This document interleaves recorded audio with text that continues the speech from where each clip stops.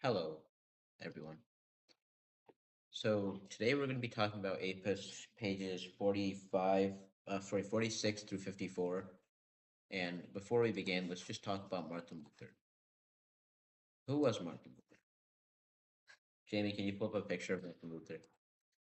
Right here, yeah. So Martin Luther, this is what he looks like. Jamie, can you put, yeah, that one. Okay, cool. Yeah, this is Martin Luther. And he's basically who he organized a Protestant reform. Reformation, Protestant Reformation. But to English Puritans, they were actually more followers of John Calvin. Uh, John Calvin, right here. John Calvin, John Calvin, John Calvin. So he believed in predestination. Basically, whether you go to heaven or not is determined before you were born.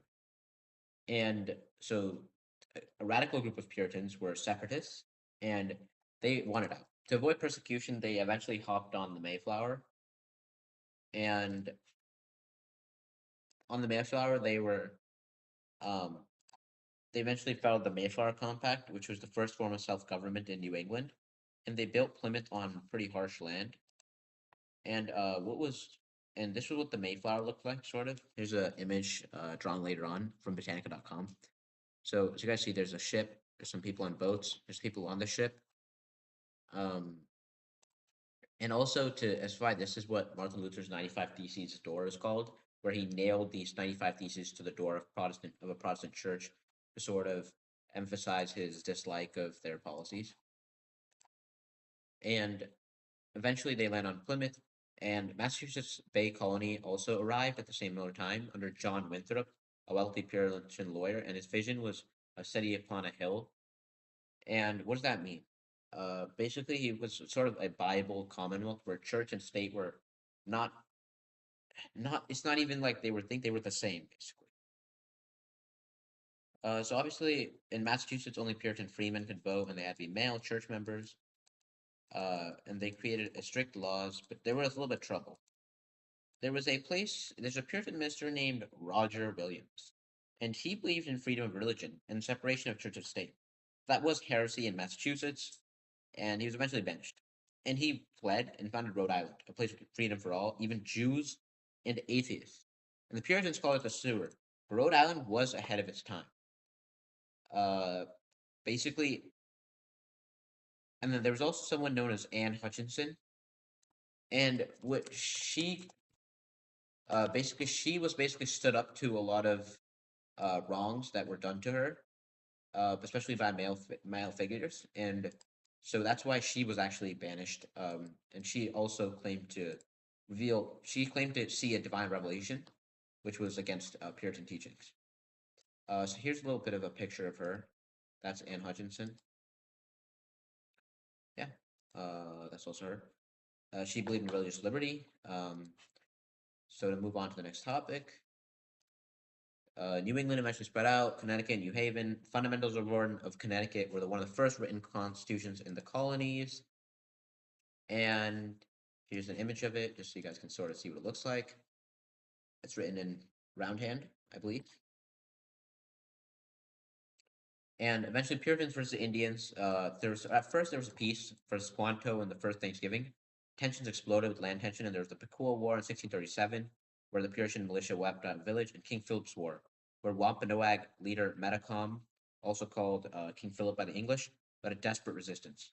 By the war's end, dozens of towns were burned, hundreds of colonists killed, and tons of Native Americans killed. But Native Americans' resistance in New England was crushed.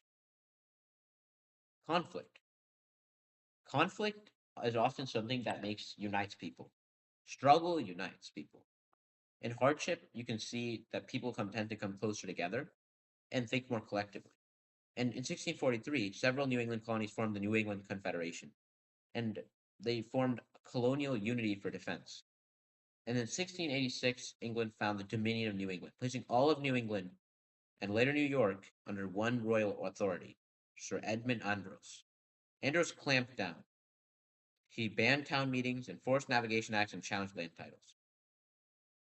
When England's glorious revolution overthrew King James II in 1688, Boston's colonists moved fast.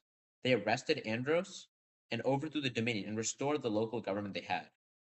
And some historians call this I believe they call it the First American Revolution, and it showed that colonists expected autonomy and they would fight for it.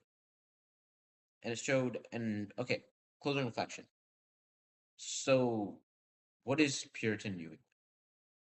They had obviously a deep belief in religion, deep moral purpose, strict control, and resistance. The ideals of community, in a way, it was kind of contradictory. Um, they were the early sparks of religious freedom, self rule, and rebellion, but there were also intolerance and repression and violence. Sounds familiar to our current life, doesn't it? Okay, so let's talk about what was the most surprising to me about the Puritan settlements in New England.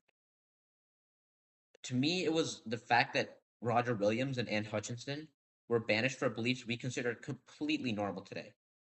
Separation of church and state, uh, the the consideration of personal revelation, and what was most relatable? I think it was to me it was the fact that struggle tends to build unity in people, and I think I've experienced that a lot where struggle can really build people together and can sort of form close relationships that you otherwise not have formed. Thank you guys a lot. See you guys in the next video.